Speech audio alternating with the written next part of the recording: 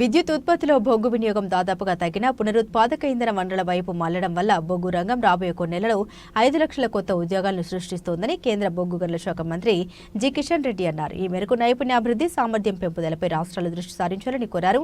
ఒడిశాలోని కోనార్క్లో జరిగిన ఓ జాతీయ సదస్సులో కిషన్ రెడ్డి ప్రసంగించారు. దేశానికి ఏడాదికి 2 బిలియన్ టన్నుల బొగ్గు అవసరమని, 2040 నాటికి డిమాండ్ గరిష్ట స్థాయికి చేరుకుంటుందని అన్నారు. థర్మల్ పవర్ డిమాండ్లో 72% ఫలించిందని కేంద్ర మంత్రి పేర్కొన్నారు. 2014తో పోలిస్తే బొగ్గు ఉత్పత్తి 76% పెరిగి 2024 నాటికి 997 మిలియన్ టన్నులకు చేరుకుందన్నారు.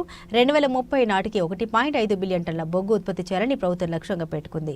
దేశీయ బొగ్గు ఉత్పత్తి విలువ దాదాపు 1.86 లక్షల కోట్లు.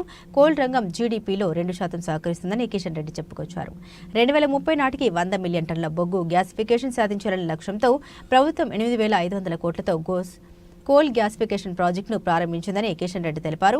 నేషనల్ మినరల్ ఎక్స్ప్లోరేషన్ ట్రస్ట్ గనుల అన్వేషణను ప్రోత్సహించడానికి ఇప్పటివరకు 329 ప్రాజెక్టులకు నిధులు సమకూర్చిందని పేర్కొన్న కిషన్ రెడ్డి, ఖనిజాల అన్వేషణను ప్రోత్సహించడానికి ఇలాంటి ట్రస్టులను ఏర్పాటు చేయడానికి నిధులను ఉపయోగించాలని రాష్ట్రాల్ని కోరారు. అక్రమ మైనింగ్ను నిరోధించేందుకు అధునాతన సాంకేతిక పరిజ్ఞానంతో అక్రమ మైనింగ్ను అరికట్టేందుకు గాను కేంద్ర మైనింగ్ నిఘా వ్యవస్థను ప్రారంభించిందని, దీన్ని అరికట్టేందుకు రాష్ట్రాల సహకారం తీసుకోవాలని కిషన్ రెడ్డి కోరారు. గనుల రవాణా బిడ్డింగ్ ద్వారా 2015లో 55,636 కోట్లు రాగా 2024లో రాయల్టీ రూపంలో రాష్ట్రాలకు 2.69 లక్షల కోట్లు ఆదాయం వచ్చిందని ఆయన పేర్కొన్నారు. కీలకమైన ఖనిజాల అన్వేషణలో దేశం త్వరలో గ్లోబల్ లీడర్గా అవతరించనుందని కిషన్ రెడ్డి ఆశాభావాన్ని వ్యక్తం చేశారు. అలాగే ఖనిజాల్ని పొందడానికి దేశం ప్రపంచ బిడ్లలో పాల్గొంటున్నట్లు కేంద్ర మంత్రి కిషన్ రెడ్డి తెలిపారు. ఈరోజు భారతీయ జనతా పార్టీ రాష్ట్ర కార్యాలయం పైన కాంగ్రెస్ పార్టీకి చెందినటువంటి కార్యకర్తలు గుండాలతో కలిసి చేసినటువంటి దాడిని నేను తీవ్రంగా ఖండిస్తున్నాను. పోలీసులను వెంట తీసుకొనిచ్చి బీజేపీ ఆఫీసు మెయిన్ గేట్ వరకు వచ్చి అక్కడ ఉన్నటువంటి కార్యకర్తలను కర్రలతో రాళ్లతో దాడులు చేయడం, బీజేపీ ఆఫీస్ పైన రాళ్లు వేయడం, ఇది పోలీసులు ప్రేక్షక పాత్ర పోషించారు. నేను ఈ సందర్భంగా హైదరాబాద్ పోలీస్ కమిషనర్ను అడుగుతా ఉన్నాను, మీ పోలీసులు ఈ రకంగా వివరించడం ఎంతవరకు సమంజసమని అడుగుతా ఉన్నాను. భారతీయ జనతా పార్టీ కార్యకర్తలను తలలు పగలగొట్టడం, రక్తం వచ్చే విధంగా రాళ్లతో కర్రలతో కొట్టడం, ఇది ఎక్కడ సమంజసమని అడుగుతా ఉన్నాను.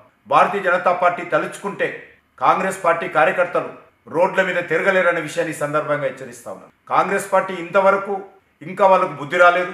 దేశంలో ఉన్నది 3 రాష్ట్రాల్లోనే. ఆ 3 రాష్ట్రాల్లో కూడా ఎలక్షన్స్ అయితే 3 రాష్ట్రాల్లో కాంగ్రెస్ ఓడిపోయే పరిస్థితి ఉన్నది. రోజు రోజుకు కనుమరుగవుతున్నటువంటి కాంగ్రెస్ పార్టీ పూర్తిగా నిరాశ నిస్పృహలతో ఈ రకంగా భౌతిక దాడులు చేయడం ఏతున్నదో ఎట్టి పరిస్థితుల్లో ప్రజలు క్షమించారని ఈ సందర్భంగా మనవి చేస్తున్నాను.